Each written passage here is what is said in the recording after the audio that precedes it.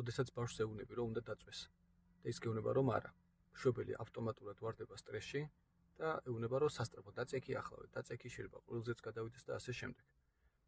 რასაც არ ვიაზრებთ ხოლმე მაგ მომენტში ის არის, რომ ბავშვისთვის და არა მარტო ბავშვისთვის, ზრდასრულისთვისაც ძალიან რთულია ეს ტრანზიციის პროცესი. ტრანზიციის პროცესში გულისხმობ იმას, რომ როდესაც ბავშვი რაღაცით არის გართული და იმ მომენტში უცებ მოუსხიპავ ეგრევე და ეუბნები, რომ წადი დაწექი დაიძინე, მას უჭირს ამასთან შეგუება. რა უნდა გავაკეთოთ ასეთ დროს? გამარჯობა, ნიკა გაბლიშვილი, ფსიქოლოგი. პირველი რაც უნდა გავაკეთოთ ის არის, რომ არავითარ შემთხვევაში მასზე ჩვენი ძალაუფლება არ უნდა გამოვიყენოთ, რომ მშობელი ვარ, რომ დიდი ვარ, რომ ერთხელ გეუბნები, გაიგე და ეგეთი რაღაცეები. აუცილებელია რომ მას მიცეთ დრო. ანუ ორი ვარიანტია. ერთი ვარიანტია რომ შევამზადოთ, რომ მაგალითად ეხლა ამას რომ მორჩები ან ამას რომ გააკეთებ, მე უნდა დაიცინო და ნელ-ნელა აგუებ ბავშვს.